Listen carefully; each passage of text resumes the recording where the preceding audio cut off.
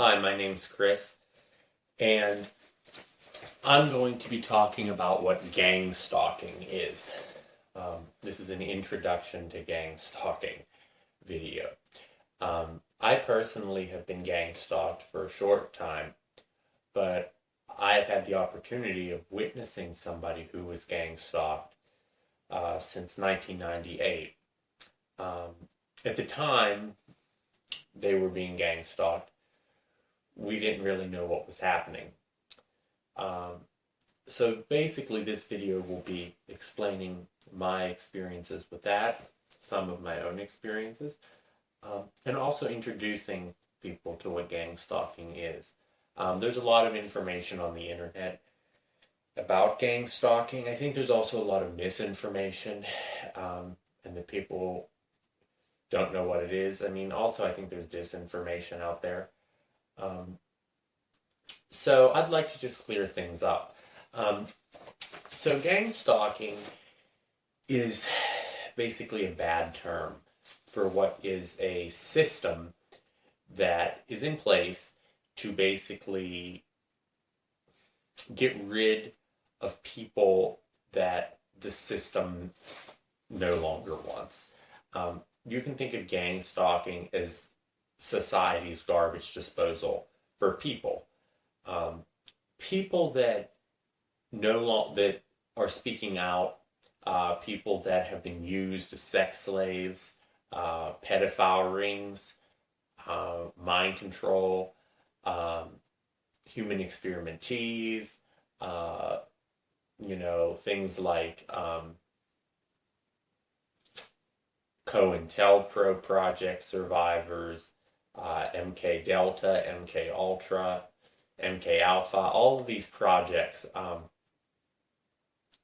you'll find a lot of people claiming that they are human experimentees, that they're being targeted, etc. You always have to vet what you're hearing, of course, but it's also very important to listen to people openly. So as I said, basically gang stalking is there to discredit people, and that's the first phase, and destroy people. Gang stalking essentially follows a pipeline architecture in which people who have stable families, stable homes, are isolated from their friends through a variety of tactics. I'll be talking about some of them here. Once they are isolated, those same people then become prime candidates for gang stalking, and it's much easier for the perps. By the way, the perps are perpetrators are the people who actually commit the gang stalking. You can think of them as the men on the ground. So, basically, as I said, the perps, once they have isolated you from your family, I will talk about the tactics they use. In fact, the majority of this talk will be about the tactics that they use.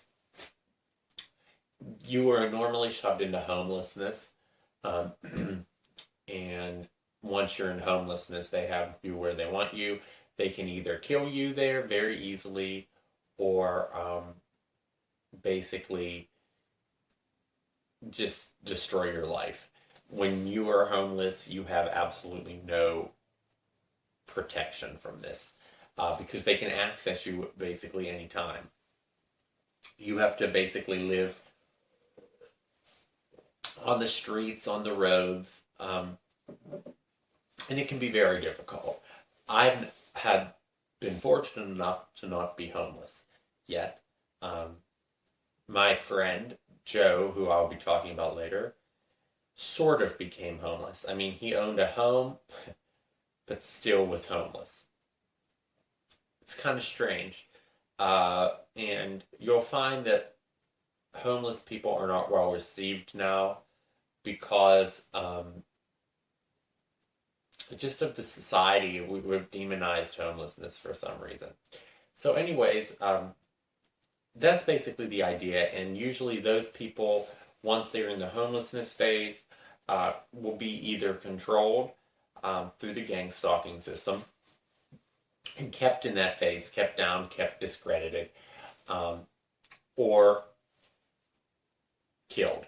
They will keep you depending on your situation. If you're an experimentee and they want to continue doing experimentation, they will allow you to live. If not, they're going to push you to suicide. So that's the general idea. It's basically a network of people that work to get rid of social dissent. They basically, like I said, are the garbage disposal of society. So it's a system to eliminate the waste, or what they feel is the waste of society. And it works very well. In fact, it works exceedingly well. Most people don't make it out of this, although the system will give you opportunities to exit. Many times my friend was propositioned to become a perp. They don't call themselves that usually, but and if he would have gone along with it, he was told that the harassment would stop. Basically, they will give people ways out of this. If you join them, you will have a way out. Of course, you're always living on the edge then. It's not worth it. I say keep fighting, but a lot of people say you should just give in. I would never be a perp though. So because after what I saw happen to somebody that I cared about and that I knew my whole life and grew up with, I mean, this man was my godfather basically, but I couldn't imagine being part of something like that. So anyways, let's talk about the tactics that gang stalkers use to accomplish their feats. First, I'm going to talk about vehicle tactics. Vehicle tactics are used by perps to harass you. So basically, you will find as a target, I'm going to intersperse this discussion with my own experiences and with the experiences of my friend, and explain how this works. I've been looking online and there is really not a good video explaining how gang stalking works. They explain what it is, but not how it works. So this is really kind of a how it works video. So the vehicle tactics. A lot of times, like with my friend, like he knew his area very well. And you could tell, like, you know, if you're in a small neighborhood, you know what cars are going to, you know, who owns what cars, you know, etc. And in his case, he started noticing a lot of other cars in the area that weren't anybody's, like none of his neighbors or anything like that. So that was an indication to him that something was going on. Obviously, any of these things that I'm saying, most of them anyways, could just be chance. So you have to consider that. But when you take it as a whole, and all of these things happening at once, the harassment and everything, it's not chance. That's the point. If any of these things are happening in isolation, well, of course, you know, most people are going to write it off as chance. And that's what the system hopes is going to happen. But if you really take a look at it, you'll see most of this, when it adds up, is not chance.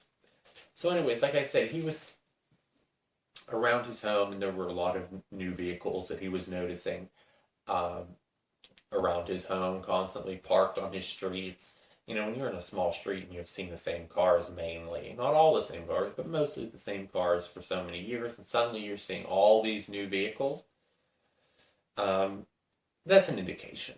Another thing that they would do to him particularly, and I'll be talking about this one, but this seems to be one of their favorites, is turning their high beams on. In his case, his house was like at the bottom of a hill, and the road came down and then he had a driveway. Well, I guess that doesn't really matter. Well, I guess it kind of does, but I'll explain that later. But the road came straight down to his driveway. Basically, it's almost like you couldn't even tell which was the road and which was the driveway, except there was another road here. So road, his driveway, and his house. And people would sit, the perps would sit up on the upper road here, and shine their high beams through his living room windows and through his house, keeping him up all night, etc. That's another thing they love, to make you lose sleep, which is a common tactic. Sorry, I had some technical difficulties and I had to restart the movie. Yes, high beams seem to be used a lot by them. Anything really they can, like horns on vehicles, anything like that. As I said, they would frequently shine their high beams in his house at night. As a way of harassing him, letting him know they were out there, knocking on doors very softly at night, stuff like that. You'll see they try to force you off the road is a common tactic. In my case, that's never happened to me, but in his case, vandalism was extremely common on his vehicle. In his case, he had his tires slashed numerous times. His paint, his car was keyed a few times, locks glued shut, license plate removed, draining the oil or antifreeze over a period of time to destroy the engine is a common tactic. Taking things out of your home, like little insignificant items. They love taking insignificant small items that you'll know are missing, but the police that won't believe are stolen. So, for instance, if they came in your house and stole your TV and you reported that, the police would probably believe that someone would steal a TV. But if you reported someone stole pens or something like you came in your house and stole your TV remote, they're not going to believe that. They're going to think that you, are crazy. So, that's one thing that they do. They'll take things like that, like your TV remote, and it'll disappear, and it'll show up in your car. Or things from your car will show up in your house. Stuff like that. Usually, in my experience, this may not be true for everyone else. In my experience, from what I know, is they don't usually do things like you would expect, like cut brake lines, or things like that you would expect them to do to kill you. They don't seem to do. It seems to be little, because I guess that would leave evidence. It's like little things that they do that aren't believable but add up to something. It's kind of like the whole is greater than the sum of the parts. So those are things that they do to your vehicles or do with vehicles. A lot of gang stalking will be done face to face. What you're going to find is that in cities or medium to large cities, you're going to find a lot of technology used. It seems like the gang stalk. I have not experienced technology. It seems like the gang stalking system uses electromagnetic technology to control people. I don't know the specifics of this. As I said, I have not experienced it. But a lot of people claim hearing voices in their heads, being made to basically do all sorts of things, being made to fall down, all sorts of things, feeling like they're going to die, feeling intense pain, feeling all this stuff. So there's a lot of that out there. And you will find that people claim these things in larger cities. In small nowhere towns, you will typically find more gang stalkers that are in the real world. In cities, you're going to find a lot of gang stalking that is accomplished through technological means, simply because they still will come in person, but simply because they don't have the resources to control all the targets in that city and to devote as much time, so it's easier for them to use technological controls like EMF, stuff like that, to just make you feel like crap and to control you. Like I said, I haven't really experienced this, so I'm not really qualified to talk about that. I know a lot of people do experience that, though, so you really should look into that if that's experience. I'm not the person to talk to about that. Electromagnetic frequency devices, frequency harassment, it's all over the place. Actually, a lot of people claim that this is happening to them. My point with all of this is that when you have electromagnetic harassment, you tend to have less face-to-face harassment.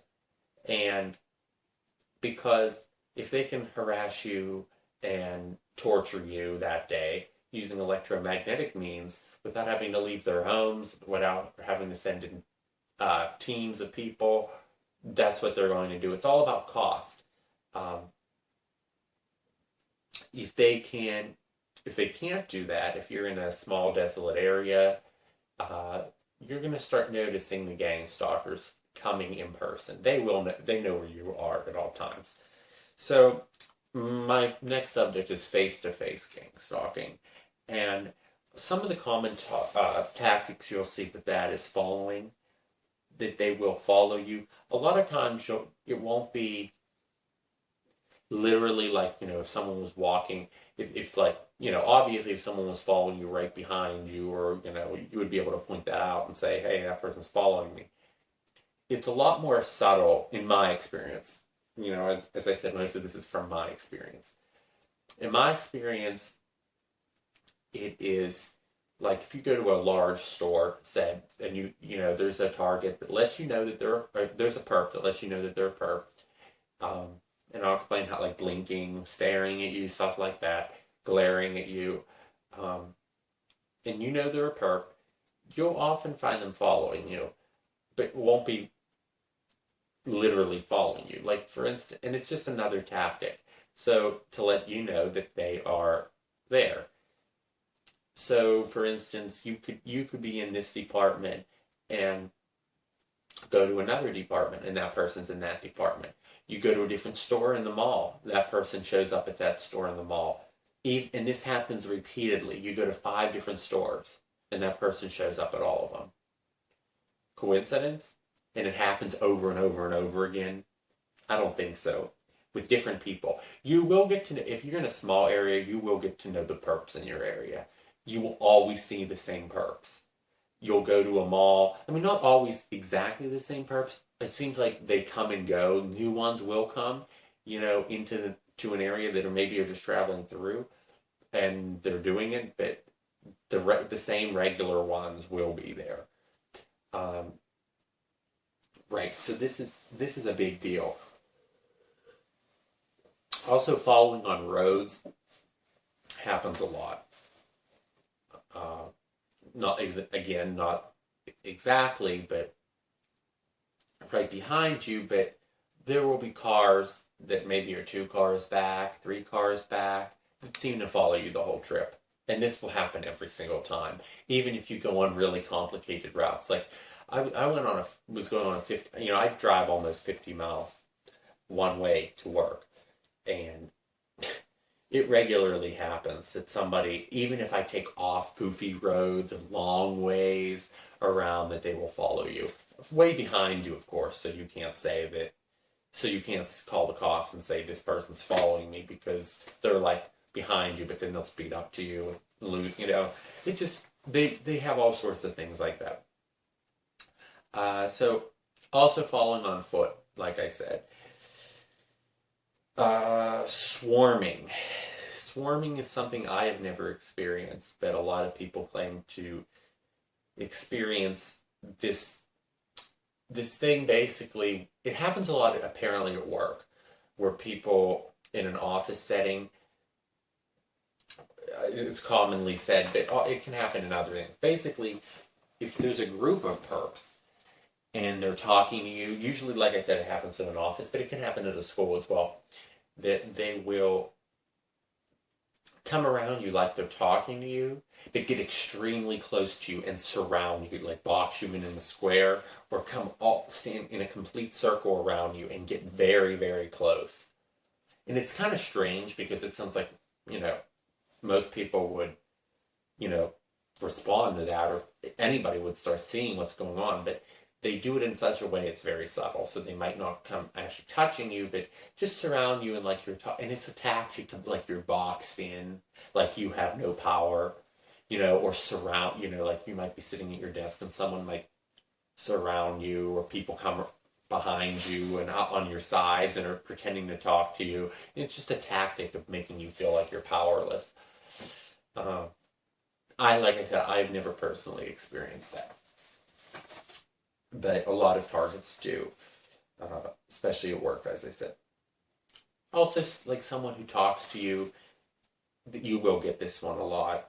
Someone who's going to talk to you, and like in a store or something, and they don't do anything else, but they stand like really, really close to you. Like nobody would do that. Like stand like right up on you. That is a tactic commonly used.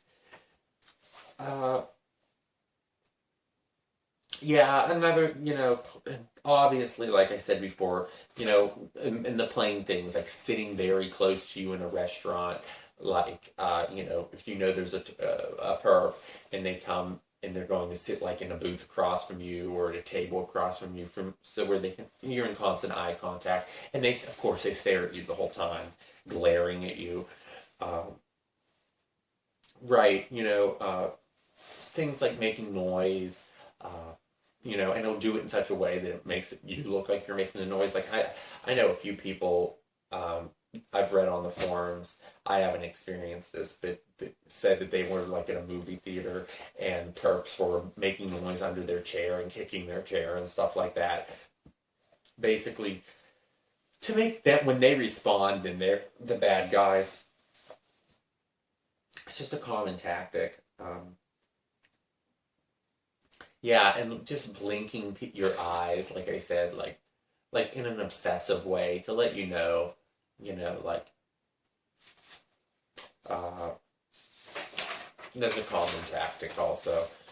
I've experienced that. Making face, like when nobody's looking, making faces at you. Especially like if you're on the street, if you're walking down the street and cars come up to you and you look over and there's perps in there making faces and stuff at you, and then they keep driving, and of course new ones come up and then they'll come back, and noise campaigns. Yeah, so this is, like I said, my friend who's real gang stalking story I'm going to talk to you about, serious gang stalking, I should say, heavy, who they actually did win against in the end.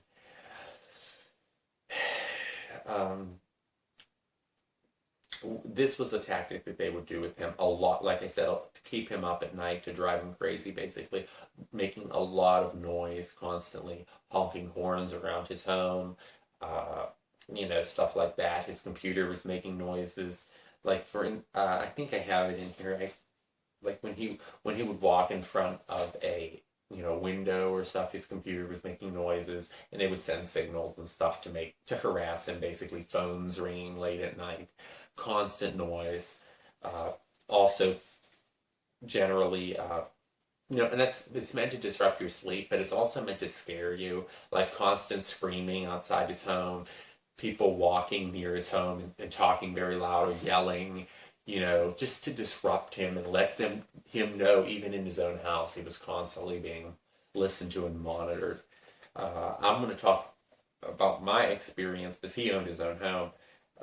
Also for him, and this was a big one, honking horns and hanging around a certain area and squealing tires. In his case, I don't think he had any tires that were squealing around his house, and I think that they kind of avoid that, because when you squeal tires, you usually leave it tread marks, and they don't like to leave stuff like that behind that will give you proof of what's going on. So it's all done without proof to make you look like a nut. And when you record it on your phone or on on a video camera and you put it on the internet, people just say, "Oh, you're an idiot." That's just, people squeal tires all the time. People yell outside your house all the time. People wink at you or follow you all the time. I mean, this stuff happens. You're just exaggerating. You're not being gang stalked.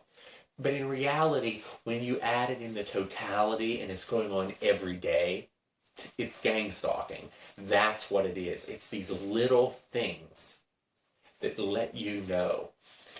And they'll come right out. I mean, some perps will come right out and tell you. And everybody seems to be experiencing the same thing. And it's not just like you're crazy and you're just imagining this. I mean, people making faces at you in public.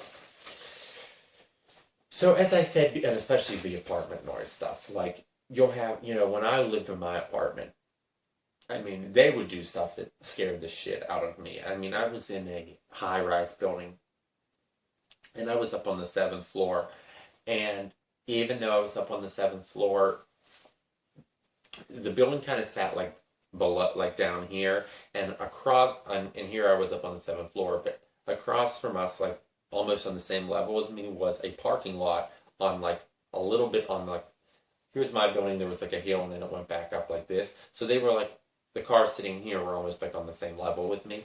And frequently what they would do with me is I would come out on my porch at night, or I would, on my balcony, I should say, and I would look across and I would see like a perp standing there. And this is, this doesn't sound like creepy, but if it's late at night and 2 in the morning, 3 in the morning, and you look out and there's nobody there and there's just someone standing there looking at your apartment, not doing anything, just looking at you, it's very intimidating. And you couple that with the fact you get scratches on your doors, knocks, that kind of stuff, knocks on the walls, coming from the apartment next door, and it's happening on both walls, and it would be one thing if it was just one apartment doing it, but when it's happening on both adjacent apartments at the same time, people banging.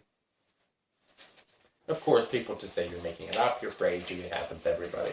People banging on both walls at the same time and scratching, I don't think so.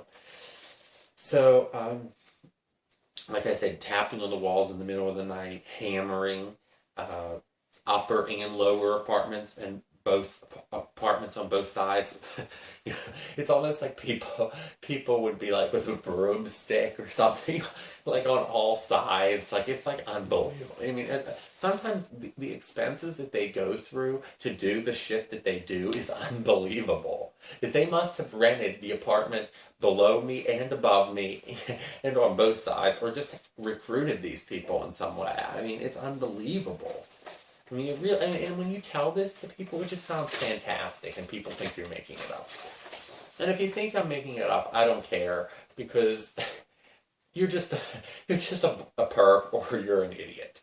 Because there's literally thousands of people who are claiming that they are targets, okay? And I've seen it firsthand, and if you don't know, and if you haven't seen it firsthand, and with all of the people claiming what they're claiming, you're just ignorant.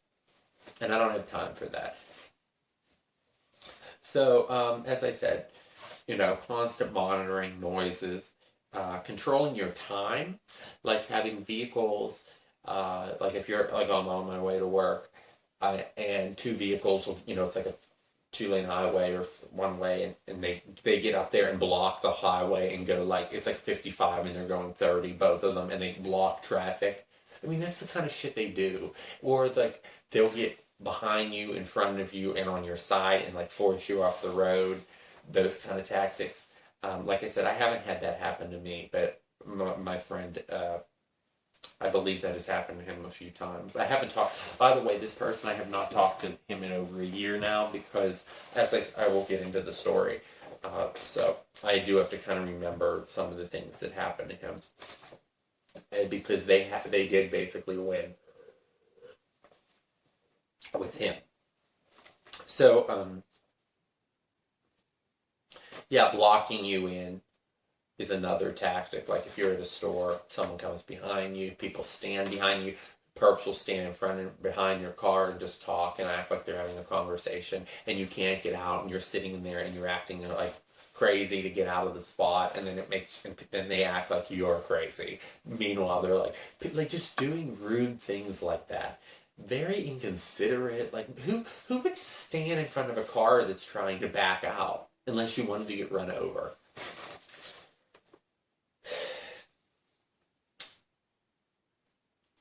Right. Like yeah, and another thing is I put like clues and leads that they and just to waste your time. Like I've had this happen a few times that I've met people on Craigslist that claim that they were TIs, and they would email me and say, let's meet at such and such a place, and you go to meet there, and of course the person doesn't show up. And now what's that telling you? It was a perp all along. Or just someone fucking with you. I mean, that's Craigslist, but it's most likely a perp.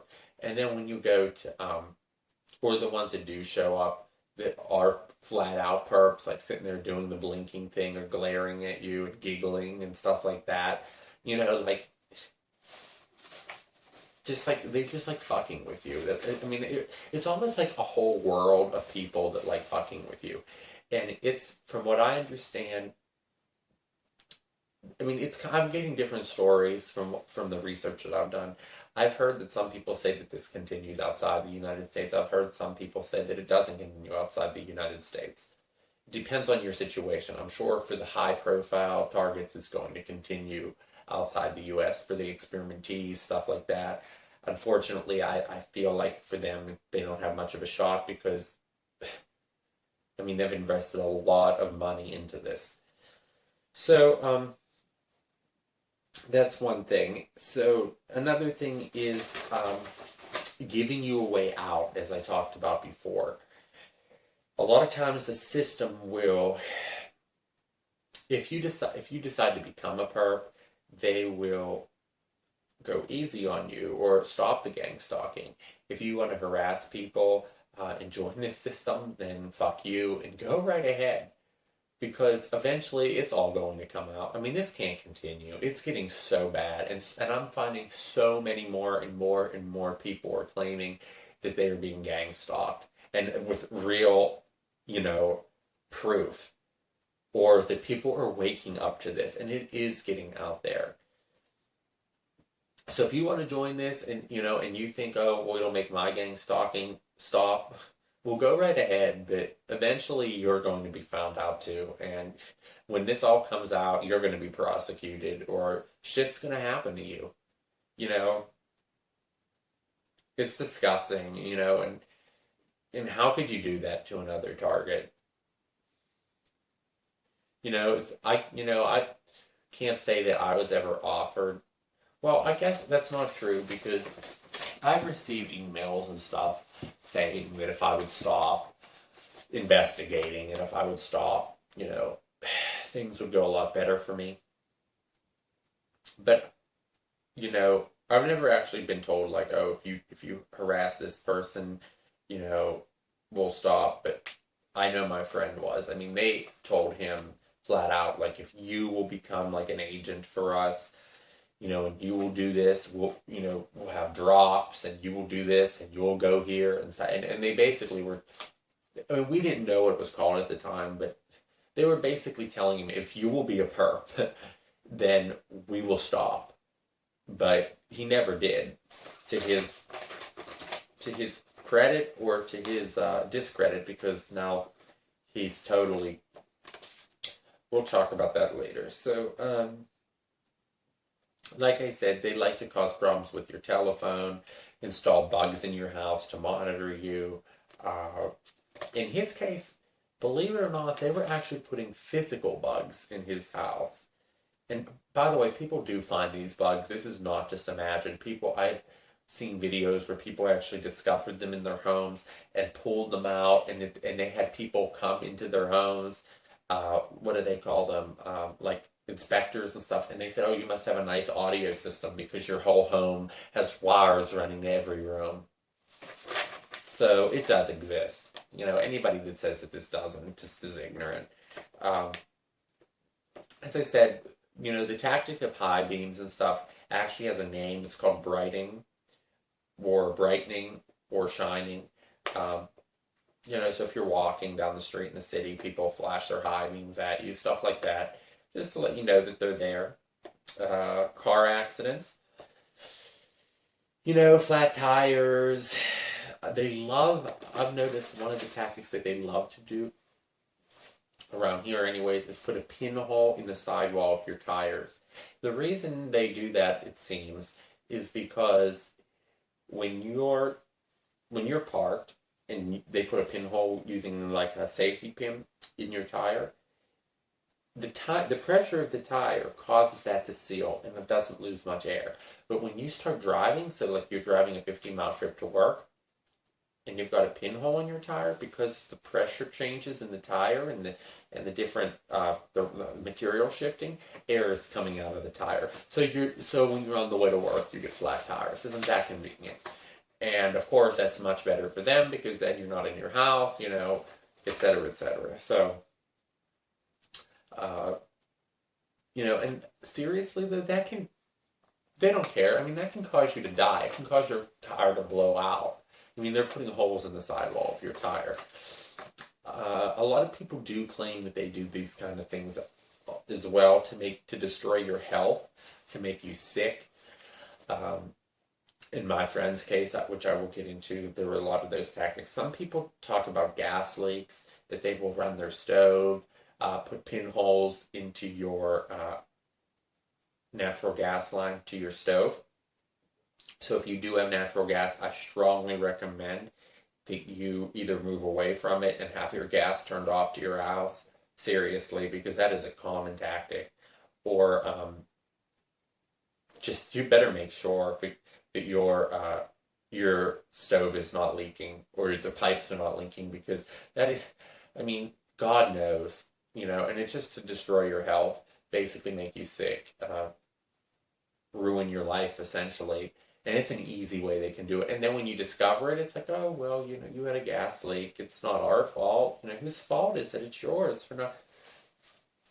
Do check about that. Also, people that are allergic to things, they'll put things like that in their food. Things are allergic to. If you're on a high, like a dietetic diet, they will put replace things with real sugar.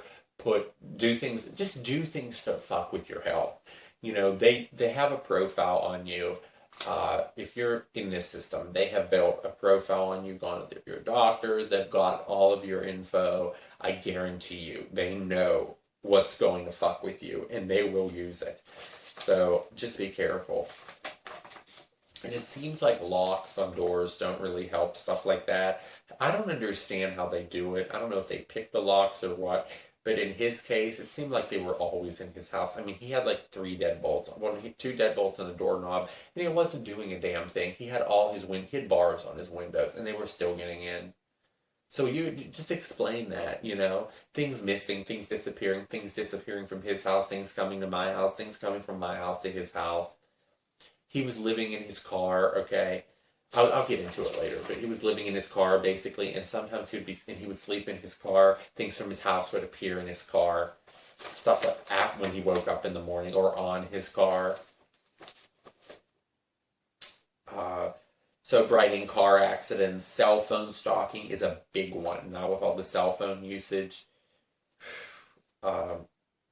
People are constantly being monitored on their cell phones, not to mention your cell phone's emitting all this radiation continuously.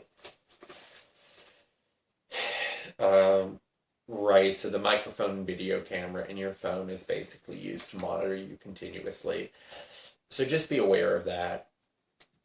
Because you don't think, and the people that do this in these groups, it's not necessarily the government per se, but they seem to have unbelievable access into cell networks and stuff like that. Like and obviously this is all proven. The NSA has just been caught monitoring everybody's activity. So you don't think that they can do this to you?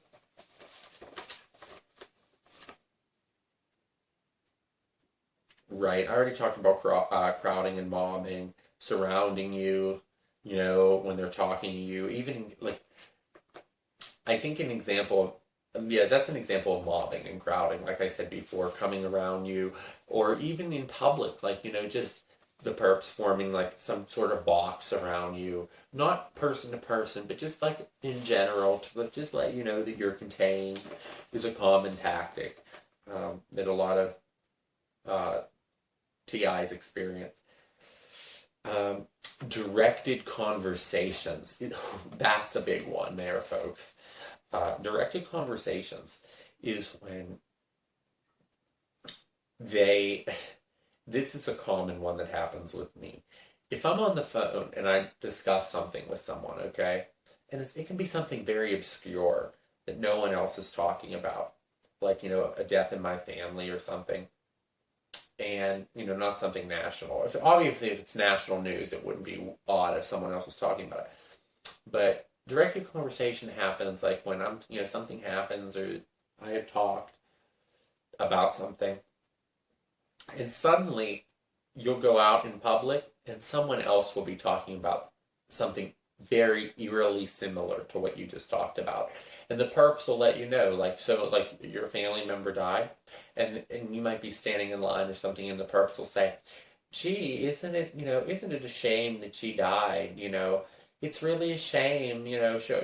She will be missed. It's little things like that. To let you know that they were listening to your conversation, or you're looking at a car or something, and they'll say, yeah, I'm not sure if I want to go with that. Just it's a conversation to let you know that they know what's going on. You know what I'm saying? It wouldn't anyone else listening outside of the conversation who heard them talking would think, oh, these people are just having a conversation. But for you, it was done on purpose to let you know that they were listening to your activity and that they know what's going on, and that this whole conversation they're having is contrived to let you know. It's basically about your life. It's one of their common tactics, and it's very creepy. And personal details, like the things that would only be related to you, will be dropped in their conversation. Like the chances of it just happening are like 0 to none. Like personal birth dates and stuff like that. It's just unbelievable at times. It's unbelievable. Electromag. I've already talked about this a little bit. EMF. People saying, that EMF sent into their house to destroy electronics equipment, stuff like that, to control your mind, stuff like that. Also, I'd like to talk about entrapment. This is a big one. They seem to know how to get you into compromising situations. So the perps will often try to lure you. It can be, and like I said, the perps can be anyone. You'd be surprised how young perps can be. And you think, I just met this kid and they asked you to hang out and let's go back to my house and all this stuff. And actually it's a perp. And they might know a cop that's a perp or something like that, and you get pulled over, and guess what? There's heroin in the car. And guess whose seat it's under? Or whose armrest it's under? Yours. And guess who's getting arrested? You are. For possession of heroin, which is a felony, and you're fucked up. Nothing like this has ever happened to me that severe. Something like this almost happened to me. I was with some people, and a perp put a I don't know what the technical word for. I guess they call it a bubbler. It's like a bomb, basically. And they put it in my things, and of course we got pulled over. And long story short, I almost got caught with it, but basically I finagled myself out of that in a way that I didn't get caught with it, and nobody got in trouble with it. So nothing really happened. But basically, they try to trap you, and they will use a lot of also, not just stuff like that. They will try to lure you into certain areas. maybe give you an address that's out, to go you're going somewhere, they've changed something on, a card or something you got. Just anything, something to lure you into a remote area. And of course, then they can run you off the road. And then if there's nobody around, they usually have someone watching on both sides of a remote road, so they know nobody's there. They'll be running you off the road, shit like that. Very scary. You need to be smart on your feet at all times, because they will kill you. And it is not a joke. They will kill you. If they want to. If you're a human experimentee and they're doing ongoing experimentation on you, they're not going to kill you. But they will still fuck with you real bad like this. So just be careful. So, as I said before, I don't know where lost my page. Right, entrapment. So, right, you will be, also I want to point this one out, which is a big one. A couple things I want to point out on entrapment. Make sure your computer is constantly encrypted. Go to truecrypt.org, download that onto your computer, encrypt your whole hard drive. There's a whole hard drive encryption. Encrypt your entire hard drive with a password. Their encryption is very strong and difficult to break. I'm not sure if it even can be broken if you use a good enough password. So it's just good. It will stop a lot of what they do. The reason I say this is because constantly do not leave your computer on during the day when you do this. Once you encrypt your hard drive, turn your computer off. Truecrypt.org. For those wanting the website. truecrypt.org. My point with this is they will, and believe it or not, they will come into your home when you're gone, get on your computer, and put child porn on it. And I've heard of this happening to a few people. Be careful. They will put child porn on pedophilia on your computer, call the cops, and report you as a suspected pedophile. And of course, you never have seen it when the cops take your computer and you're being questioned and they find all this child porn on your computer. Guess who's going to jail? And guess who's a felon? That's part of entrapment too. You just got to be careful. If they put the shit in your house, call the cops then. But it's a little bit harder then, because then your fingerprints and stuff won't be on it. I mean, I'm sure there's ways around that too, but the computer shit is just... And they put viruses and stuff on your computer to monitor you. So just make sure your computer is encrypted. Getting targets arrested, institutionalized, making you go to a psychiatrist. Psychiatrists will say you're crazy, you're institutionalized. Stay away from psychiatrists. Stay away from psychologists. Stay away from the whole psychiatric system. They seem to be really a part of this. Sexual harassment charges, another big one. You go out and meet somebody and they want to have sex with you, girl, male, female, whatever the case might be, and they want to have sex with you. Be prepared, if you're a TI, for that person to be a perp. And after you have sex with that person, guess who's going to go run to the cops and say they were raped? Just be careful. You have to constantly be on your feet at all times. Drug charges, illegal porn, etc.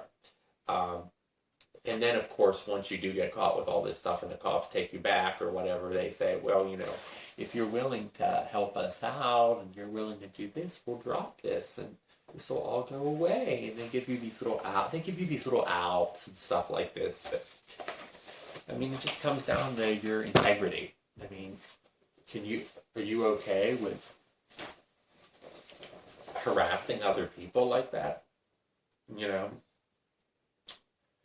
I'm not. Are you? So the next one that we'll talk about are gaslighting. And I was saying before, they will compile files on people. And these files seem to have a lot of information about you, enough to make it very credible, but also a lot of disinformation. And what they will do is show particular people. And I have heard from people that have had files like this shown about me. They will take, like, go to a local police department, like an FBI or someone will take this to to a police department, and they will say, like, this person is a suspected XYZ, and we need to monitor them, and they will give them these files on you that make you look like this horrible person, and the cops will harass you. So, and they will also show these types of files filled with disinfo and cover stories about you to people in your community to marginalize you. So that's another thing I'd like to point out. Next is gaslighting. Gaslighting is a humongously important thing. Gaslighting is one of the most commonly used around here. This is what got my friend. Gaslighting is basically, and I don't want to even say gaslighting got him, but it was heavily used in his targeting. Gaslighting is doing little things to make you think you're crazy. It comes from an old movie or something, but the term. But basically, what they will do is little things to you, like I was saying before, like move things out of your house, put them in your car, and like when you start thinking about it, you start questioning, am I crazy? Am I nuts? What, am I just imagining all this stuff? Are people really putting this stuff in my car and moving it? Or, more importantly, am I crazy? And they do these kinds of things particularly to make you question your own sanity. And they want you to, one of their things is to push you into the psychiatric system, get you on drugs, get you to kill yourself. A big one is getting you to kill yourself. So gaslighting, that's basically what happened to Joe. Is, in his case, they were actually bringing, I know I'm kind of interspersing this with his story, but basically they were bringing spiders and bugs into his house. And he kept thinking, and what he would do is he would go to the doctors, and he was getting bites all over him. And the doctors were and they weren't finding the bugs.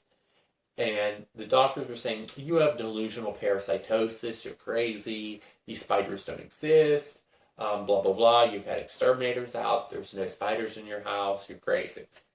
Meanwhile, he had bite marks all over his body. And they were just saying, no, you don't have bite marks. That's because you're picking at it yourself. You have cuts all over your body because you're picking at it yourself. Those bites and stuff you have aren't from spiders. They're because you picked your holes in your own stuff and stuff like that. And it's done to make you look like you're crazy and to make you think like you're going crazy, which is what was done to him, to make him seem like, maybe I'm not really seeing these bugs. Maybe these spiders and stuff I've had in my house exterminated, maybe they don't exist. Maybe I'm hallucinating. When really, it was later found, and a perp admitted to us, came out straight out of the blue, and admitted that they were putting them in his house. After, of course, he was taken away. Another thing that they will do is move your furniture in your home. That's a big one, too. You come in your house and your house is rearranged. And they do this if they know you're going to be gone for a while. Or only slightly moving the furniture. And this can be very scary, by the way. Like, you come in your house and, like, a chair is backwards. Chairs are moved, your bed is backwards or diagonal or something like that. Very weird. But nothing will be missing. Or maybe the drawers are pulled out. Stuff like that, Those are the home entries are huge. Gaslighting and home entries go hand in hand. If you buy clothes, for instance, sometimes the clothes, you won't be able to find the clothes you bought, but then there'll be new clothes in your closet that you've never seen before. Like, they'll replace it with a similar item or a smaller size. That's another one, different size that you didn't buy. They'll actually take the item back to the store, buy a different size item, and bring it back and put it in. yeah, like I said, also taking small items, the important items, like taking your computer mouse, for instance, and you can't seem to find it. And then suddenly, you go out and buy another one, and a week later it shows up next to your computer or something. Not like in a way that you would have spotted it before, like in an obvious place, like sitting right on your computer or something when you come back home. Stuff like that. Like I said, gassing and poisoning are very common. Tampering with food, spraying fumes or scents into home, uh, gas leaks, illegal entries. There's a big one. Illegal entries are very common. Okay, you know, I've and there's security systems and stuff like that. But I've found that the gang stalking people either use cell phone jammers to jam these things, or they know exactly what they're doing. I believe, from my understanding, with the wireless security systems, that they use cell phone jammers to jam them, and that because they use normally the way these home security systems work is the newer ones wirelessly, like basically send text messages to their station or whatever. And basically what these people do is they have a cell phone jammer that jams a signal, and they can come in your home. And then what they do is they just disable all the motion sensors, take the batteries out, break them, that kind of stuff. Illegal entries are also used for gaslighting and to build a psychological profile on you, to see what you're eating, see what kind of foods are in your house. Sometimes your food will disappear too. I mean, they're so arrogant. I've even gone into Joe's house with him. Okay, we left. I forget where we went, and I don't know. This was like years ago. I might have even been in high school at the time or something. I spent a lot of time with this guy. He was my godfather. I don't know, and I don't know if we went back to my house and then I went back to his house or something like that. This is an older man, by the way, and who's not a pedophile or anything like that. But went back to at his house. We always used to play computer games, stuff like that. Came to my house for something. I think it was my house, which is not far away, 5-10 minutes away. Okay, went back into his house. And they had like made themselves a sandwich. I mean, it was like unbelievable. They had like made themselves a sandwich, and the sandwich was sitting there on his kitchen table. I don't know if they got scared off or what, but or maybe they didn't know we were going to be back so soon. I don't know. Stuff like that. And I don't know if they were, and what they would probably do is eat it and leave the dish out. I mean, just another tactic. Illegal surveillance, stuff like that. People with binoculars in cars, like in his case, because you could, in his house, like I said, with the driveway slanting down, you could sit up here and actually look through his thing. So eventually he ended up cardboarding all his windows. It didn't help in the end. Yeah, like I said, illegal surveillance. Yeah. People if you have pictures anywhere, especially on your computer, be careful, because they will identify your friends. That's how they do it. They come into your house, find your photos, find your computer pictures, stuff like that, and that will be used to build a psychological profile on you, and also to contact those people, find those people, and try to get them to work with them. And if they don't, then guess what? They might become targeted individuals themselves, or they will basically make it, or they will come in between your friends, find out who's your friends, that kind of thing, and use that to blackmail you, stuff like that. Yeah, like I was saying with photos, like if you have any dirty pictures and stuff, blackmailing you, revealing them at your office, stuff like that. Right, bugging phone. I mean, some of this stuff is really, obvious, like bugging phone, surveillance in your residence, listening to cell phones, hacking into computers, key loggers. I mean, honestly, I think the best thing to do is go on the internet, download a copy of Linux, and just wipe out your computer operating system. Once you have that installed TrueCrypt immediately, encrypt your whole thing with like a random password with symbols and random numbers and stuff. Check to make sure your keyboard's doesn't have hardware bugs, and then constantly turn your computer off when you're not using it. That's one good way to keep them out of your computer. So intimate infiltration is when they come and try to build intimate relationships with you. Perps will try to be your boyfriend, be your girlfriend, and really it's just a perp. And they will break your heart, get to know your personal details, stuff like that. I mean, it's almost like you can trust nobody. It's so sad. You can really trust nobody. I mean, even your best, closest friends can be not consciously become perps, but help this. As I don't know if I said in this video or the one that got cut off before, a lot of perps don't know. I believe a lot of people that are the perps that we see don't particularly know all the details of the gang stalking system. Some definitely do. Some are active perps that they know exactly what they're doing. Other ones seem to be more passive perps. I would say passive perps are people that have just been seen your file, the cops that have been told by the real perp, the active perps, what your the cover story about you. And these are the perps that, are just in your community, and they hear all this shit about you, and they think you're this nasty, awful person, so then they harass you. Those kind of perps. There's other perps that are really involved in the gang stalking system, that know the system, know what it is, know how it works, they're in the computers, they're doing that kind of stuff. That's a whole different class of perp. So, right, so, and the intimate infiltration usually is going to be done by an active perp. If you do have a girlfriend or boyfriend, they're going to break that person up, or they're going to try to use that person to get at you. So it's almost like, unless you really trust that person, you need to get out of that relationship. And just be on the lookout for, even if you do trust them, be on the lookout for signs, because you never know. I'm going to also talk about, after I talk about the tactics, why someone would want to be a perp, which is very important. Okay, so isolation.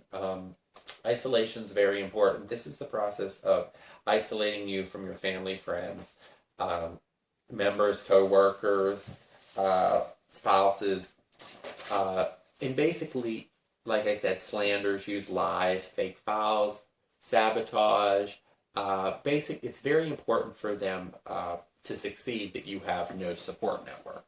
Because if you have a support network, it's a lot easier to cope with this bullshit. You can just laugh it off, and you have someone's house to go to, and other people, you've got witnesses then of the stalking.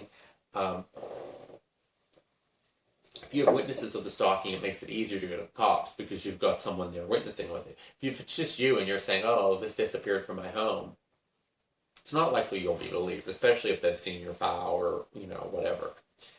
So mail and email tampering, a lot of TIs complain of this. People's mail being stolen, mail being delayed, mail being opened.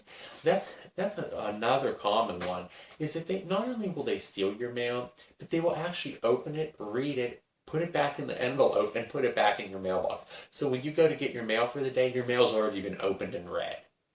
Like, not just like you don't get it, it's been actually opened, read, and you tell the postman, and then they act like you're crazy because they act like you opened it.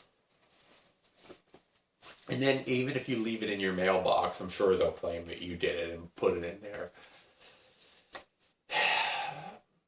And it's very difficult to record them doing this because they seem to know so much about what we do and monitor us so well, and know, from the home entries and stuff, they know what kind of cameras we have and what we're doing. It's very hard to catch them in the act of those kinds of things. Mimicking. Mimicking is trying to copy things in your life. This is another tactic that they do, like things that you're doing, like if you're like in a restaurant, they'll order the same things as you. Like if you're sitting in a restaurant, you'll notice someone put salt on when you put salt on, drinks when you drink, mimicking. Another common tactic used. Like I said, ruined relationships. Sensitization. Sensitization is a word that describes the process of being sensitized to certain stimuli that would not normally affect you. So a common example of this is normally if you heard somebody cough, you probably wouldn't think anything of it. A TI, on the other hand, who has been sensitized to a cough, will know that's a perk. How does this work? Well, not necessarily a perk, but it's a tactic used. So basically, a good example, let me think of this. Say you were, and this doesn't involve gang stalking, but I guess it kind of does. Say you were raped and you had a sock stuffed in your mouth. And, it was a horrible experience for you, whatnot. So, you're in public or something, and the perps, you're a target, will throw socks at you, or pick up socks, or leave a sock out, or put a sock in your house. And it's just to constantly remind you of what happened to you, and also to sensitize you to that stimuli of a sock. Normally, what's a sock? Unless you have that first part of the story about being raped and the sock in your mouth, the sock means nothing. There's socks all over the place. The same thing goes with coughing, and stuff like that, sneezing, blinking, winking, stuff like that. They can sensitize you to those stimuli to make things that seem normal, like wiping your nose or pulling your ear or something like that. A perp will do that enough to you and scare you enough so that basically when they do it, you know that they're a perp and they're fucking with you. So they don't even have to do the negative shit. They just do that, and it brings back... It's like conditioning, essentially, in a negative sense. To torture, it's another form of torture. Okay, so censors, used to monitor, slander... excuse me, it's like really late. It's part of being gang stalked. Of course, here we go, sleep deprivation. Yeah, because when you are deprived of sleep, you are going to react in a certain way to certain stimuli. And don't say that that's not true. Because people that are deprived of sleep commonly are more irritated, you can't function, you can't work right. It's commonly used, keeping you up at night, causes you to get in car wrecks, etc. And you might not seem bad, but for someone who's a target and you haven't slept good in months, maybe years, sleep deprivation can be a real factor, especially... God, I feel so bad for the homeless TIs. I mean, and a lot of us will end up there anyways, but it's so scary. I think homelessness is so scary.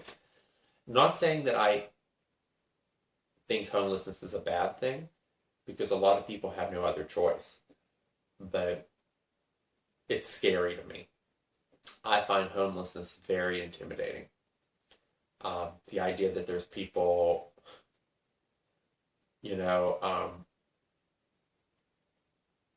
to have access to you at all times, and you never have a stable place with walls and a door to shut. At least I feel at least somewhat safe with my door shut.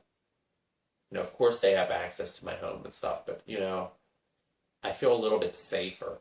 At least I'm not in public and I can shut my blinds and have, like, a second of privacy, unless they've got, cameras in my home. God knows what. So just don't... I guess the message is, for homeless people, you really should be understanding of that, because it can happen to a lot of TIs. Strange encounters, strange people, unusual behavior, street theater. I'm trying to get through this quickly. Telephone redirects. That's a big one. When you call a company or something and you think you're talking to the bank, you need to make sure that the person you're talking to on the other end, like the gas company, is actually the gas company. Sorry, the video cut off last night. So I'm going to finish up talking about telephone redirects and a few other common tactics. Telephone redirects commonly happen when you need to call a business or call somebody, and a perp will intercept your phone call and pretend to be that person from the gas company or whatever and fix your problem or whatever. And then whatever happens, the person doesn't come to fix your gas or whatever.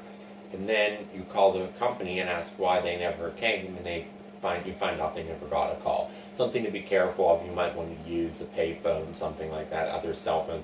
They do this. It seems like they do this with cell phones and landlines. In my experience, cell phones and landlines were a big part of my friend's harassment, which I will get into. Okay, so finally, a lot of this we've already talked about, like theft. As I said, thefts usually will occur with low-value items, things that the police won't believe are stolen, and it's like I said, it's all part of the tactic of making you look crazy. Usually nothing about value. Tracking systems, be careful. You can always check to see if there's any sort of tracking device in your car. Check for GPS. Look under your. I've never had this happen to me, but I've read people have discovered tracking devices in their car. Like if you have your bumper sometimes has a lip on the bottom of it. Sometimes they put tracking devices in there, under the hood, under the rims of the vehicle, especially in the bumpers though. It seems to be one of their favorite areas to hide things. The police do this as well to track people. Put GPS devices in their car, especially trucks.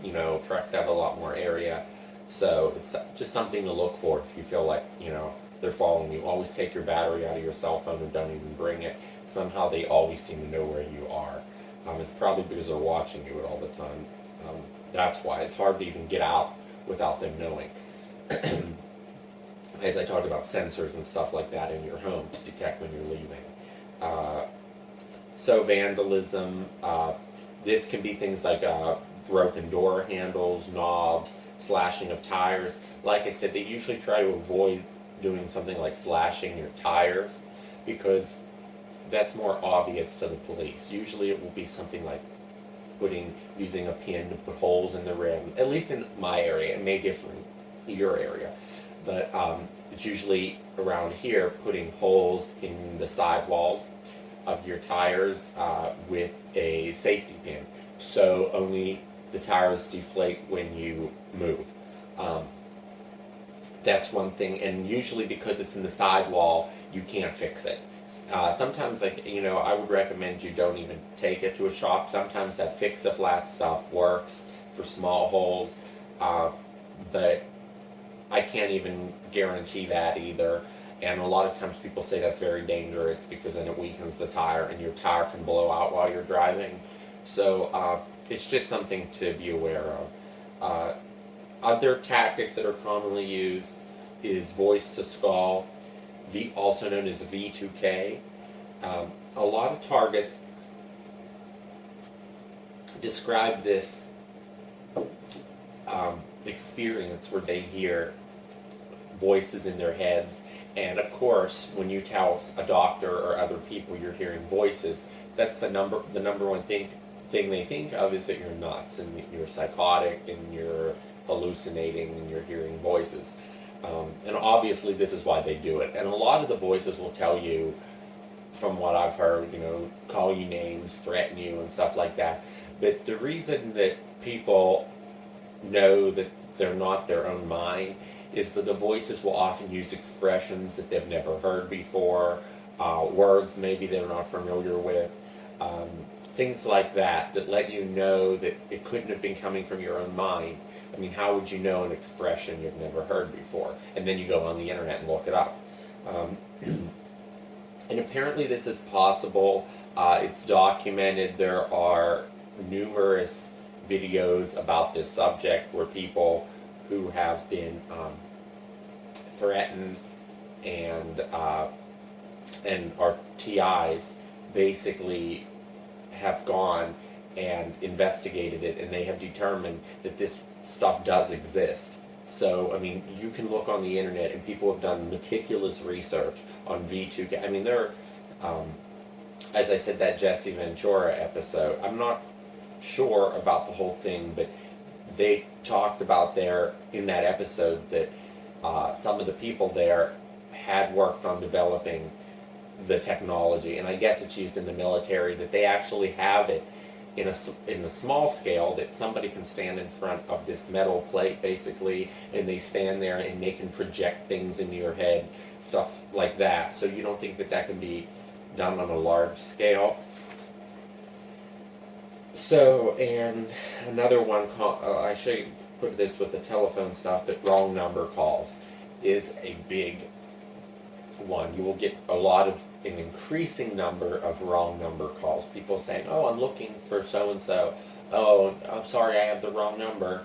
You know, and that happens to everybody. But when it starts happening 20 times a day, you know, and, you know, in my friend's case, they actually, I don't know how much I'll be able to get into his story, because how much of it I remember all of the things that they've done, but they were putting signs up in a major city with his number on it, and he was basically getting all of these calls and threats and all this stuff, and it seemed like no matter what he did, change his number and everything, it was continuing.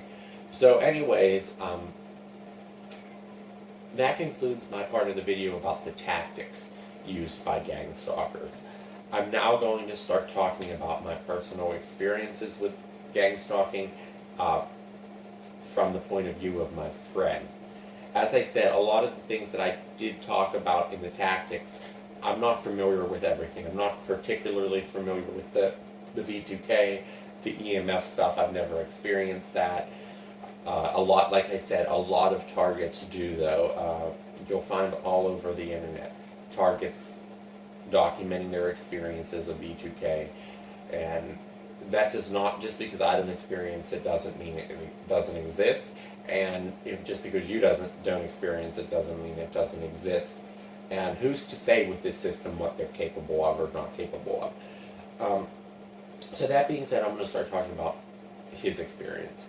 So this man, whose name was Joe, was my godfather, used to be a employee or a co-worker of my dad's in the school system. This man was about 10 years, well, a little, maybe older than that, than my dad, like maybe 15 years older than my dad. So he retired before my dad and everything like that. But anyway, so he used to, you know, he lived near my dad, always coming to our home. And him and I became really good friends. Like, you know, I kind of lived in an isolated area, so this man and I had some, you know, we did a lot together. You know, he was a single man and stuff. He didn't really, you know, have many friends or anything. So, you know, it was just like, you know, never, you know, before you start thinking, he never raped me, never anything like that. So, we were good friends and stuff. He basically raised me in a lot of ways. So, you know, we spent a lot of our time together. He was before he got into teaching, he was in World War II. I guess he was a mortician or something. He wasn't actually in the line of combat. After he got out, he had met several other people that had been in World War II in his area, and one of the men was named Roger, and this guy had basically, you know, everyone wrote him off as crazy, and basically, I don't know, I guess you would even consider him a target way back when, like back in the 70s. I mean, this guy everyone considered was nuts. Nobody believed him. He was talking about experimentation, human experimentation that was done in World War II, and and he had a lot of, he was very edgy on, on a lot of issues and stuff. But he had personally claimed to experience it. I never actually knew him very well because by the time I really grew up enough to understand what was going on, he was dead. But basically, as I understand it, it had something to do with experimentation in World War II, and that he had woken up and in a camp somewhere, and other people had their throats slit. And I guess he was one of the only people that had survived, and that he died. And I guess the bodies, something that experimentation had been done. And so, just very strange things like that. He talked about chemical weapon experimentation and on the corpses and other stuff. And I guess after doing a lot of research about it, we found out we found other people that had claimed similar things than him. So anyway, my friend Joe had advocated for this person and had done a lot of research on what he was claiming. So, long story short, this guy, Joe basically met this guy, and they developed a friendship. And basically, Joe took him in, gave him some support, helped him get housing and stuff like that. The problem is the gang stalking system does not take kindly on you doing that. And so after Roger died, in kind of strange circumstances, I might add, he did not drive and basically was found dead in another city. And they claimed that he had a heart attack, but he had no reason to be in that other city. So, very strange. So anyways, and by the way, just when Joe started advocating for him. So that's important to remember. But also, when this was about 15 years ago, after he died, Joe decided that he was going to continue exposing this, and Joe really started getting into these kind of specialized subjects like experimentation, things like that. And he was doing local campaigns to let people know about it, passing on information. We have a huge flea market out here. He would, and it was like $10 to open a stand. It was like, it was nothing to have it put up the table. And basically what he was doing is he was going to these flea markets, passing out tons of information about this, raising awareness of we didn't know it was called gang stalking, but he knew that Roger had been intimidated. Sorry, I was interrupted again. But he basically was doing a lot of activism to raise awareness of these issues, and he was raising awareness of the intimidation Roger had experienced. He was trying to have his family file a lawsuit on his behalf. And that's when the gang stalking really started with him. And what it seemed like was they knew that he was lonely and wanted a friend. So, or not wanted a friend per se, but just was a lonely kind of guy. So they had a perp come in and that he never had met, and who claimed to be this woman who was writing him from another city. Long story short, what started happening is he was divulging personal information, telling her about this, and I guess I guess that's how they built up a profile on him. And meanwhile, he was well known in his community. So basically what started happening is people started saying that he was nuts. God knows how they did this. It was probably perps spreading disinformation about him. But people started saying he was nuts, things like that. Then what they started to do to him was this was a long time ago as well. They first, before the spider thing started, they started putting signs with his phone number in a major city around here. And up on telephone poles, there was actually yellow signs that said, "I'm looking for this person, call me." And it was his number, and he had no idea about this. And there were people calling him, threatening him constantly, a lot of prank calls from pay phones, and of course the cops did nothing about it. So changed his number, it seemed to continue. Meanwhile, him and this quote-unquote girl, pen pal, had never actually met. So, just a lot of weird harassment started, people telling him to back off, and he knew that he was going to be intimidated by the system, but he didn't know how bad. So basically it continued, the harassment continued, a lot of phone calls. Then, like I said before, what they would start doing was sitting up on that hill, flashing their lights in his house, never letting him sleep, honking horns. Things started going missing from his home, reappearing, disappearing. Things would disappear out of his house, go into his car. A lot of home invasions, scratching on his walls at night. Phone calls from pay phones, of course, with threats. Phone calls from untraceable prepaid phones with threats. People telling him he was going to die. His car had been run off the road. At one point, his gas tank, he had to have his gas tank drained, his car towed. His car had 8 gallons of water in his gas tank. I guess his gas tank had been low and they put a hose in and they actually drained it out and there was 8 gallons of water. All 4 tires were flat on that occasion. On other occasions, they would do the pinhole trick in the tire. Tires would go flat over time. This went on for years, okay, and it was continuous. Continuously people watching, surrounding his home, walking around, and he lived on this little desolate street in the middle of nowhere.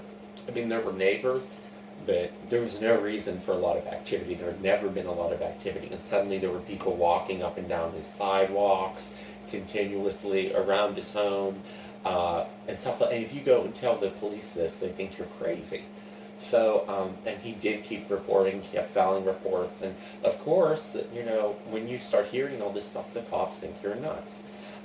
Then it seemed, this is important, he started getting a lot of computer harassment, and of course he's still talking to this girl who's pumping him for information, and computer harassment, threatening emails, all the obvious things, but also some really invasive things, like his computer would freeze, like the mouse would freeze, and up would come chat boxes, and they would actually put up messages on his screen, tell him to stop, threaten him, and he took pictures of these, sent them to the police, of course.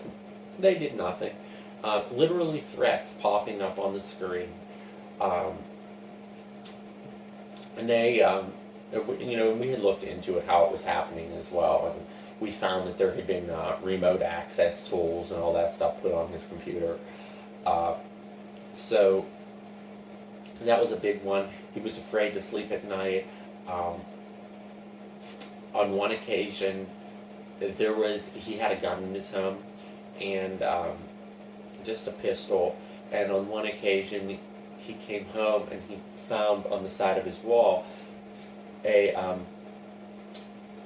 bullet mark, like a scratch on the side of his wall, and it had gone through the neighbor's patio window, and I guess the neighbors weren't home either, like their patio, I should say. It blew out the patio, not completely shattered, just made a pretty good sized hole in the glass, and it had lodged itself in the brick of their wall, of their sunroom.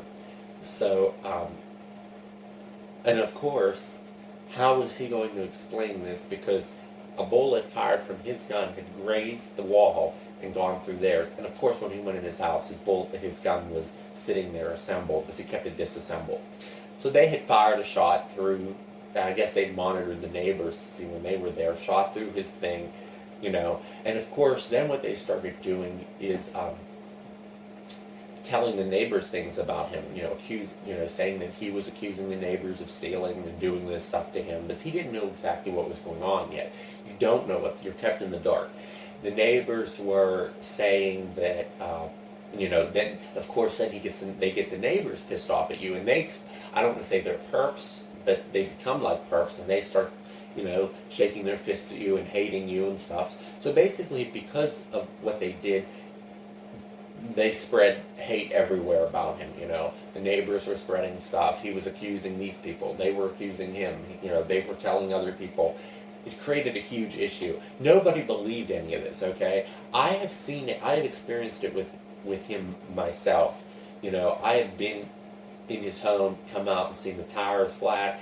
Also, he lived in a house in which the garage door was at the bottom of a slanted driveway, and what I described before, and people would come quickly from the top of the hill, kids with their skateboards, and as fast as they could ride down the hill and jump and hit their boards as hard as they could against his garage door, and bang that door and bang that door all night. And of course, when it's kids. You tell the cops this, and they say, "Oh, it's just kids," and they're going to watch, of course. And then it started getting a lot worse.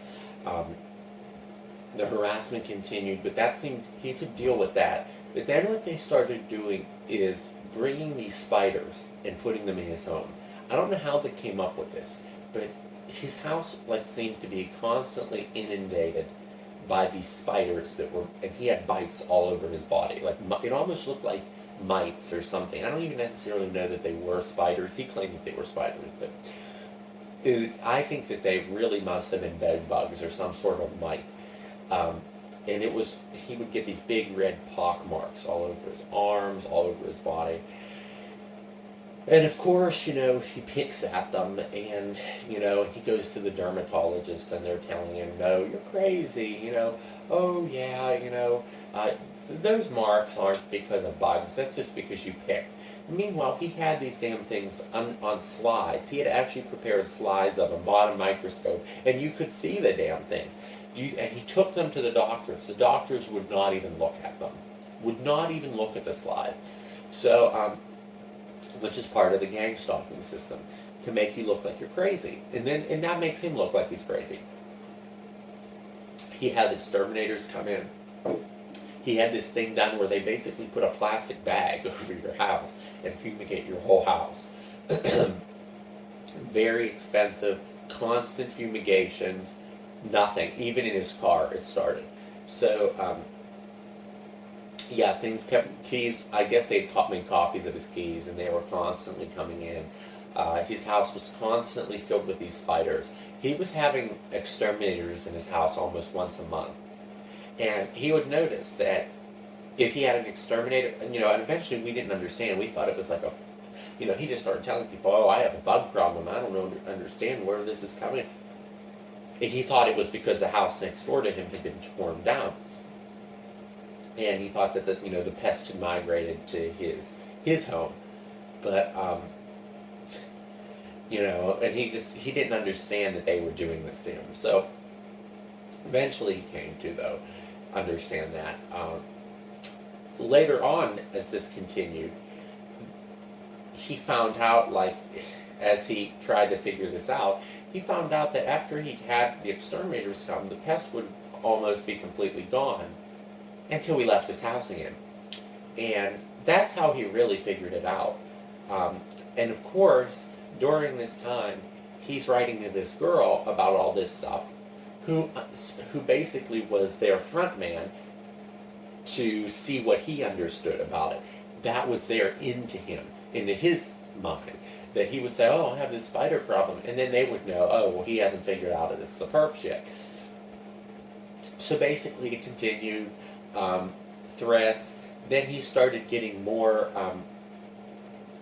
direct things like, if you don't stop, then it became obvious. If you don't stop, you're going to be killed. We're going to put you away. We're going to say you're nuts. The police had been called by his neighbors, apparently. multiple times, saying that he was crazy, and they were concerned for the children in the area. So basically, the harassment continued. Like I said, lights flashing all night. He had a security system installed. They fucked it up. They disabled it. Basically ruined it. And what good is it anyways? Like I said, it was wireless, and they had the cell phone thing. He had to basically unplug his computer at all times. It continued.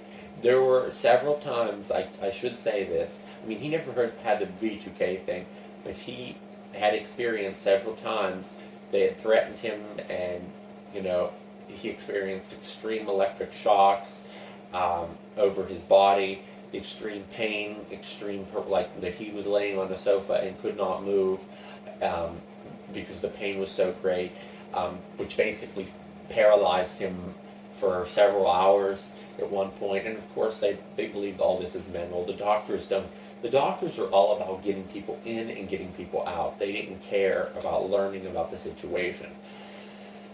So it just continued. He had sent information to the national. He had captured these bugs, sent them to the national labs, all this stuff. He had, at this point, he had bite marks all over his body. He could not sleep at night. He had netting installed around his bed. And of course, what good does that do? Because when he left the house, they were coming and putting stuff in his bed anyways. So later on, his tactic was he basically had to abandon his house because he knew that they knew, where he lived, obviously, and he wanted to get away from there. And the less time he spent at home, he felt safer. He actually felt safer sleeping in a car in a parking lot somewhere, or because hotel rooms are very expensive. For one night, maybe not so bad, but when you do this over a 6-month period, hotel rooms are very expensive. And of course, some hotels would offer him, you can stay here, for a set price, small hotel. And what's the point of that? Because if they would find out he was staying at that hotel, they would just recreate what was going on at his house. And several times, for a while, he did actually try to do that. He had moved into a semi-permanent hotel for a couple months. And, of course, they brought the spiders there and stuff. And see, when he would tell people about this, the spiders are following me, people think you're nuts. These pests. And I really want to emphasize, I'm not sure that they were spiders. They may have been bed bugs or something. But anyways, we don't really have any identification of them. He sent them in, like I said, to the labs, never heard anything back. So basically, this was continuing. I'm trying to think of other things that they did. Like I said, the constant, and then the other thing they were doing was leaving messages on his car, leaving things under his windshield wiper. He had one perp, was this girl, and he actually found out where she was. He used to go out to restaurants and stuff, and this one perp kept messing with him. He found out what kind of car she drove, and because this was a girl that had flirted with him and stuff like that. So he found out what kind of car she drove. She drove a white van, and he didn't get the license plate number though. So basically, he knew though he had seen that white van. This is a relatively small area. He had seen that white van in town a few times. Before. And basically he just waited and kept waiting, and finally he found out where she was coming from and where she was going. And she lived about 6 hours away, which just goes to show you they bring in perps from out of town. He found out where she worked. He waited on the side of the highway, finally did get her license plate number. Finally did find out, and he used to go to her, then he went to where she worked. She worked at like a coffee, probably just a front job. It was just a front job. She worked at like a Dunkin' Donuts or something. And he would go there, and of course she would see him there, and it was like his way of turning it back on her. But, you know, they really didn't like that. That when he started messing with one of them, that's when the system really came down and hit him hard. The harassment really ratcheted up. The threats really ratcheted up. I mean, he was to the point that he was not sleeping anywhere. His car had been, he had wrecked his car 3 times because he wasn't sleeping. They later found out that something had been done to his gas pedal, something had been fucked with in his car. You know, they were trying to take his license from him because remember, he's probably in his late 70s now. And you know, and of course, his car is his only way out. So he wrecks his car. You know, at one time he was a perp fucked with him when he was sleeping in his car, and he was so terrified about, you know, this guy making faces or something. You know, you wake up and you hear someone knocking on your window and they're making faces at you and stuff. You know, he just turned the car around and floored it, and he had wrecked the car. So finally, on his 3rd car that he was on,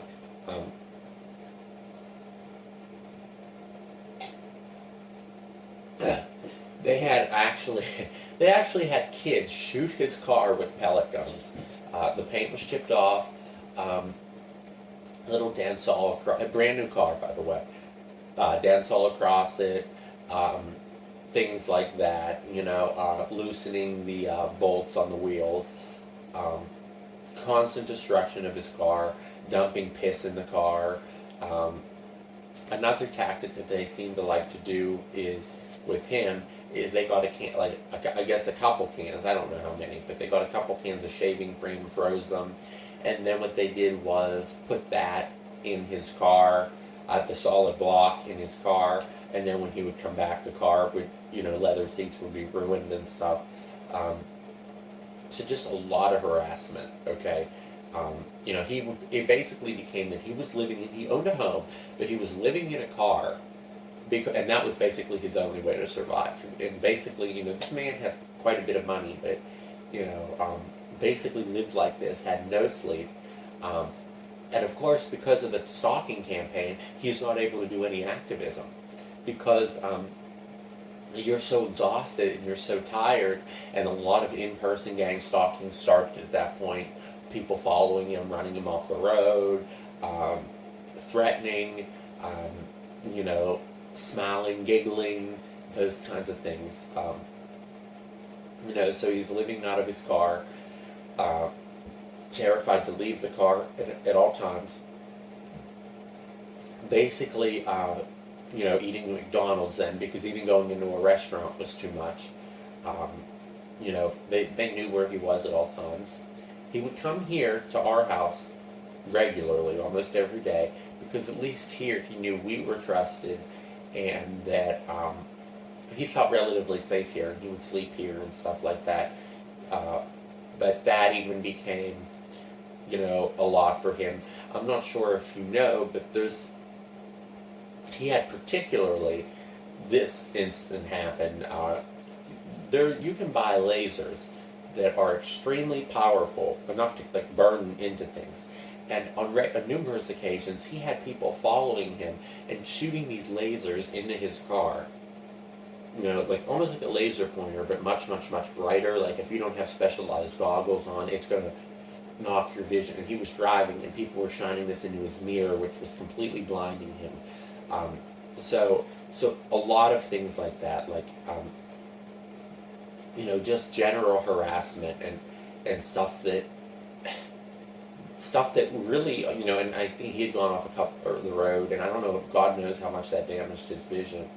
I'm trying to think of other things that they would do to him. You know, like I said, a lot of physical torture with him, a lot of in-person torture. Eventually, he just had to go offline. His computer was totally fucked. And long story short, you know, he was ready to file a lawsuit against one of the perps. That he had tons of documentation. He had documented everything. He had meticulous files kept. Okay, he was ready to file a lawsuit, and suddenly I went over to his house because I hadn't heard from him. And you know, it's It's nothing if he wasn't there, because he was never there. But went to his house, and his car was there. So, which is, okay, so he's home. So I knock on his door, no answer. I look down, the locks are glued.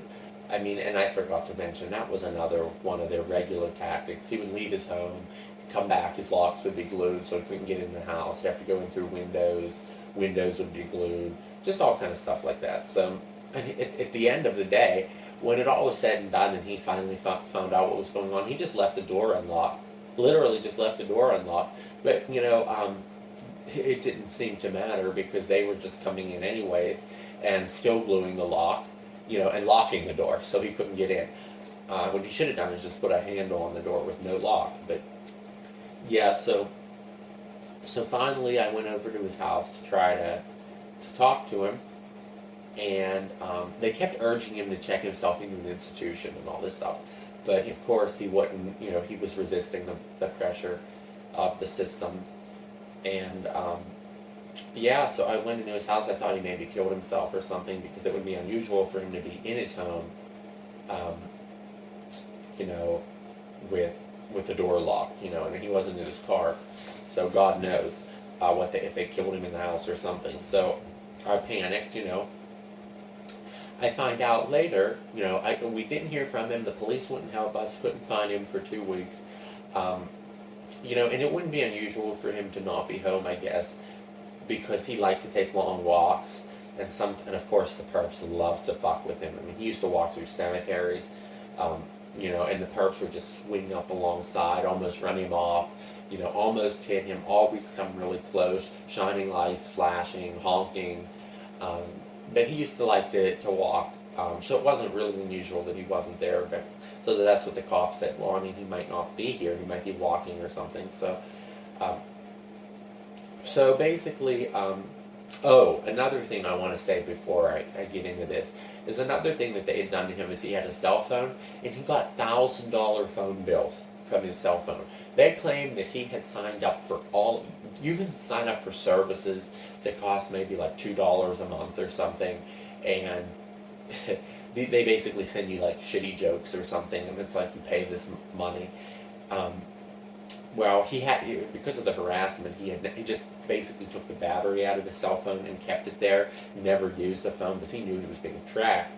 But they'd signed him up for it must have been thousands of these services, and he got his phone bill, and it was like thousands of dollars. I mean, so just financially fucking with him, fucking with his bank accounts, saying that he passed checks that he didn't pass, money disappearing from his account, coming back, weird shit. That was towards the end. So anyways, couldn't find him, just said, oh, maybe he's out, God knows where he is, haven't heard from him. 2 weeks later, we finally went back and said, look, we haven't heard him from 2 weeks, something is wrong. The police finally did a little bit of an investigation, and they find that his niece had somehow managed to get power of attorney over him, and by the court, and had checked him into a nursing home. No, to a institution. Later it was a nursing home. So, and they said you're absolutely allowed no contact with him. He's not allowed he's being deprogrammed. He's not allowed any contact with the outside world. Later on, we got phone calls, a couple, like 2 or 3, from the institution through an intermediary that basically would say, hi, I'm here relaying messages for, Joe, and and they would not give you their names, and they would say, I will tell him what you say. So I would say, hi, how are you? The relay would listen to what I say, then they would tell Joe, he says, hi, how are you? And Joe would say, I'm doing good, how are you? And we would talk through this intermediary. And the reason they did that is because when I would ask, Joe, where are you? The intermediary would say, I'm not relaying that message to him. I won't tell him that. And I would ask, how do you like it there? And he wouldn't tell Joe that. So there was no way of finding out, there was no way of finding out where he was. We later did find out where he was, but it didn't matter. He was in a secure facility. There was no way of getting in. Okay. Meanwhile, he had his wits about him. He was very sharp. There was no reason. And I had personally seen the gang stalking. I mean, they said their claim was none of what he had been experiencing was true. The spiders wasn't true. The bugs weren't true. The harassment, the computer stuff wasn't true. The phone stuff, the car stuff, the They even said the vandalism wasn't true. He just imagined that, I guess. So just imagine. I mean, he had literally gone through. It must have been hundreds of tires. Hundreds of tires. And I'm not making that up. Hundreds of tires on his car. Constantly fucking with him. Constant pins in his tires. And, there was no way around it. So, so he was put into an institution. They said, you're not allowed any contact with him. After that third call through the intermediary, I never heard from him again. I later find out from his sister, who later died, a couple weeks later died, so he has no relatives except his niece now, who says, his sister tells my mother, oh yeah, he was put into a nursing home. We can't tell you where. We will not tell you where, and basically he has he's not allowed any contact. I eventually went to almost every nursing home, found out where he was. I go there, and I just show up, and I go to talk to him, and they let me in. So I guess they hadn't been checking the list, or whoever was doing whatever wasn't doing their job. And I sit there and talk to him, and he said, yeah, he had his wits about him, but he was heavily medicated. They had been giving him this was about 7 or 8 months after he disappeared. So, heavily medicated. He knew who I was, though, and said, I don't know what's happening. They took me here, and they won't let me out. And the harassment subsided when he was there, of course. But there were still perps. I guess there was one of the nurses, basically, was a perp that was fucking with him constantly and stuff. So he basically said, that they had one. They had labeled him. They had a psychiatrist come in and say he was schizophrenic, he was psychotic, all this stuff. He was imagining all this. So, about 3 or 4 minutes in, and he said, his niece had imposed all of these rules on him. Like, he was not allowed to have his door closed. He was not allowed any visitors. He was not allowed any phone calls. He wasn't allowed any mail. Basically, he was held as a prisoner. No rights, essentially. Long story short, he basically 5 minutes later, the nurses come in the room and they say, we just talked to the niece, you must leave now, we're calling the police, you have to leave the facility, there's been a security breach, you aren't allowed in here, and that was and they immediately grabbed me and took me out of the room. And they said, you're never allowed to see him again, and I don't even know if he's still at that facility. My guess is that they've moved him. Because we have sent letters from different states and stuff to him to try to see if anything would get through, and everything is being rejected, which is an indication that he's no longer there. Then again, I don't know, maybe they're just refusing the mail. So either is a possibility. So we don't know. He's never allowed to leave the facility. And he is kept under close monitoring. So why would the niece do this? It's not because she really believed that he was crazy. It's because she was given a kickback from this system. I later found out that she'd been looking for a job, and suddenly she got a very hard to get teaching job as almost a superintendent of a school. And she had very little experience. So they basically gave her a little promo, God knows, and the other thing was, he had quite a bit of money, and she was getting control over all of that. And he was planning on leaving it to me. He was planning on leaving it to, continue the activism, continue this. And she, managed to legally, change all of that somehow. to say that, oh, he was not in his right state of mind, this activism and stuff that he wanted to do was insane, you know, let me have control, basically, of his money. Basically, it didn't. God knows the corrupt judges or whatever, how she did that through the court system.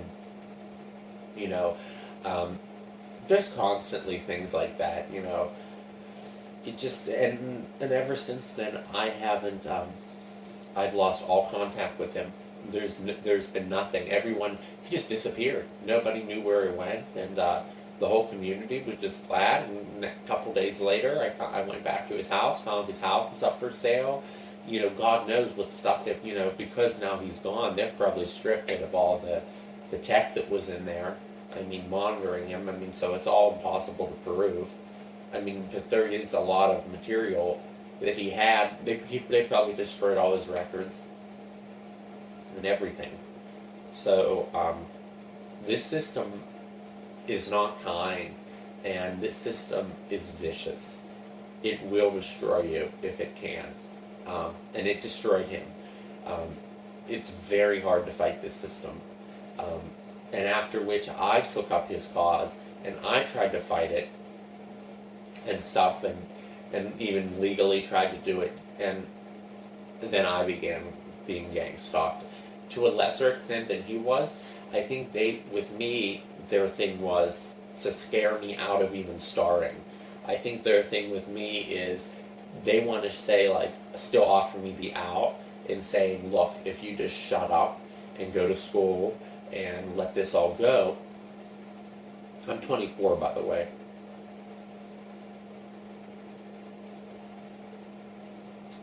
If you let this all go,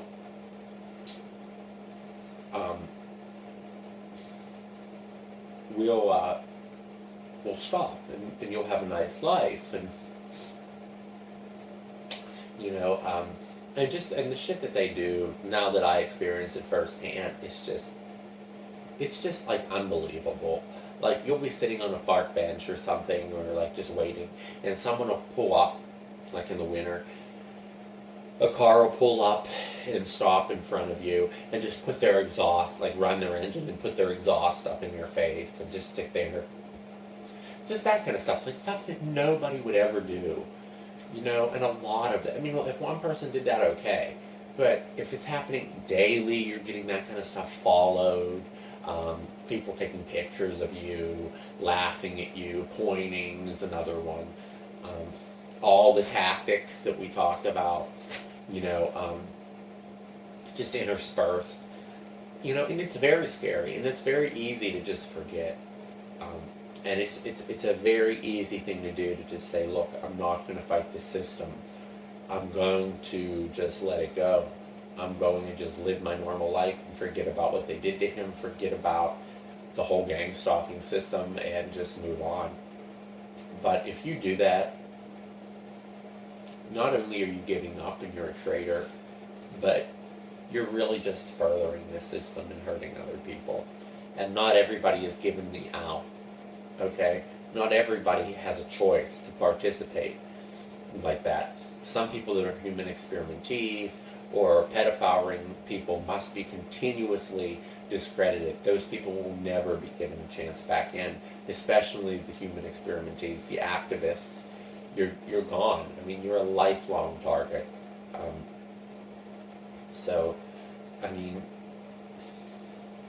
I'm not going to forget about what happened, and I will always remember, and I think everyone should. So, I'm sorry to drag this out so long, but I wanted to make sure the whole story got out there, and later on I'll try to post more videos. But to all the targets out there, good luck, and be strong. And if you become home, try to maintain connections with your family, but even your family, as in his case, can become perps. Just maintain your sanity, to keep your wits about you. As I like to say, just keep your wits about you, because if you let your guard down, they will get you. And I don't say that just to scare you. They will get you. Depends on the type of target, as I said, but these people are experts. This system is there to destroy you and to contain you and to discredit you, and it's a pipeline that does it extremely efficiently. So we need to focus on is how to break that pipeline at each of the stages. I think one aspect of fighting the gang stalking system can be focusing on the first stage before people become homeless, before you're totally discredited. Education of people about how the system works, countering the disinfo can be very important. You just need to be strong. The second part of the gang stalking system could be the homelessness needs to be combated by people who maybe are not targets, but can help these people exist, and help these people get on their feet. So we need, at every step of the way, we need to stop making homelessness look like this disease and stuff. I mean, a lot of people, like for Joe, homelessness was not a choice, it was a necessity, even though he had a home, because they take it over. So that's another thing. We need to educate people about homelessness. We need to educate people about the system. We need to offer people that don't want to be homeless a way. Offer couches, offer, turn a spare bedroom into a hostel. Do things like that can break the chains, break the system, and ease the pain for people, especially in that phase. And the other thing is we need to constantly make sure we don't encourage people to commit suicide. And we need to make sure that people make it clear that you have no intention of committing suicide. We also need to fight people who get on these psychiatric drugs. We need to stop the psychiatric system. You need to help people avoid the psychiatric system. You need to help people steer away from that, because the psychiatric system is there to label you. The same as the criminal justice system. It's there to give you a label as a felon. Once you have a label as a felon, you're discredited. You can't file a lawsuit, you can't do anything, you can't run for office, all this stuff. The same with the psychiatric system. Once you have a label, someone will dig that up. You're not going to, be able to affect any sort of change. So, and then they'll put you on medications that'll basically numb you, and basically give you a lobotomy. So good luck, everyone. I hope you watched the whole thing. I'm sure I rambled a lot, but I'm just doing the best I can do, and that's all we can ever do. So, if you want to talk or you have any questions, feel free to send me a message. Thank you.